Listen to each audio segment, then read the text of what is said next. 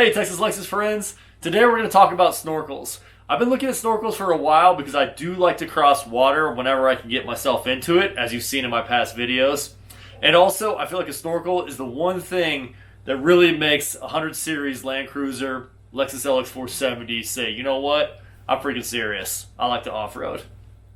I'm going to take a 5-second pause right now so you can subscribe to the channel and hit the notification bell if you want to know when the next video comes out.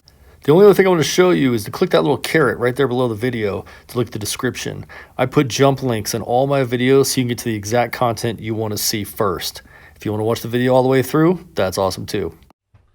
Okay, so I've got a lot of questions around snorkels before I go ahead and cut a hole in the side of my pretty pristine LX 470. So I've decided to call John. He runs a great channel called L Explorer. He makes a lot of videos for the community. He knows his stuff. He's got a lot of add-ons.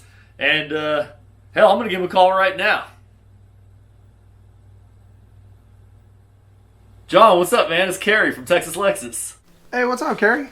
How are you? I'm doing good, man. I'm doing good. You know, I was thinking about getting a snorkel for the LX, and the first person I thought about was you, man. I know you got a lot of sick mods on your truck, and I got a ton of questions, and I'm hoping you'll help me out. Yeah, no problem. Whatever you need. What do you got? Question 1. Can I drive through a car wash with a snorkel? So one of my questions about getting this snorkel installed on the LX 470 is what about automatic car washes? I mean, is this gonna be a problem? Am I gonna get, water down the snorkel? Am I have to drain it? What's that all about? Can I keep doing this? Because I love having a clean car. So I'm in the car wash now. I typically don't take my car to the car wash. I like to do things myself, but as you can see, we're in the car wash. We'll see how the rinse goes. The water is pretty much coming straight down and not, aimed up directly up to the snorkel.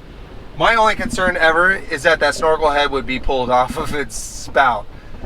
So it looks like it's making it through, right? I don't have any of those little crazy wheels that spin around in this car wash. We're going through the rinse cycle. Water's coming straight down just like the rain. Here in Southern California, I don't get too much rain here.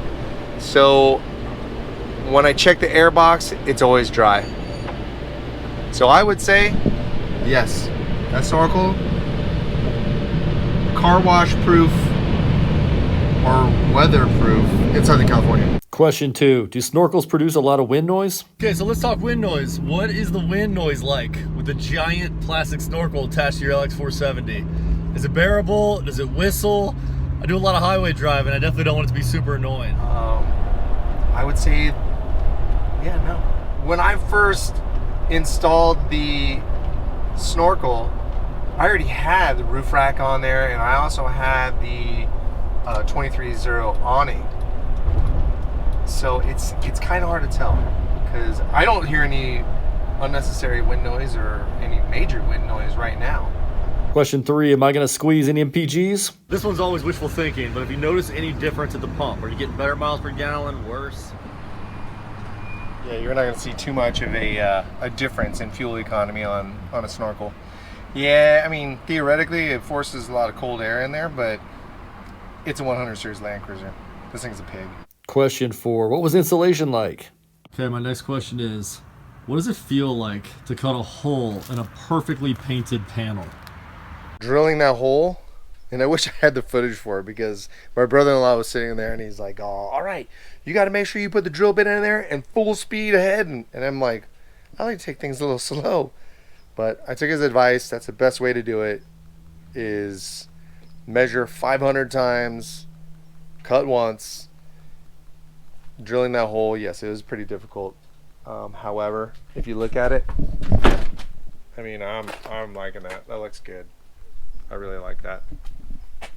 And this one right here is off of eBay, so it's a really inexpensive one. But the way that it fits, it's perfect. Question 5. What's the morning after like? Any regrets? I'm not gonna lie, one of my fears is regret. Like, I love the look of this vehicle. I also love the look of everyone that has a snorkel attached.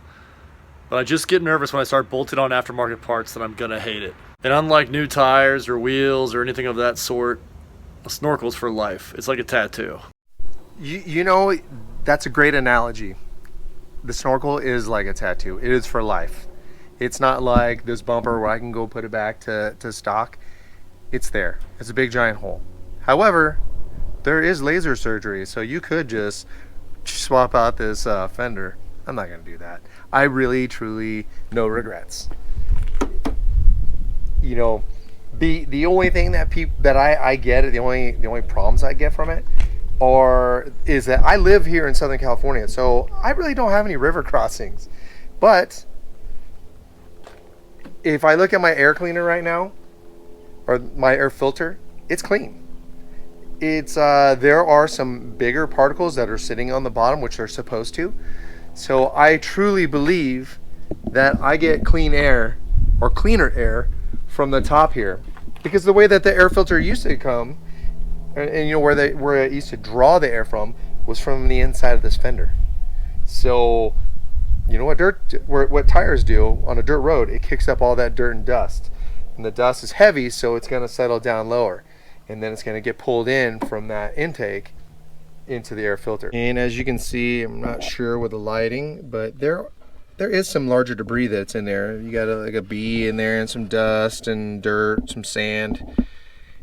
But that's what the airbox is doing. It's doing its job. That's where it's supposed to get trapped, because the upper portion of the airbox is where all that air gets sucked into the motor.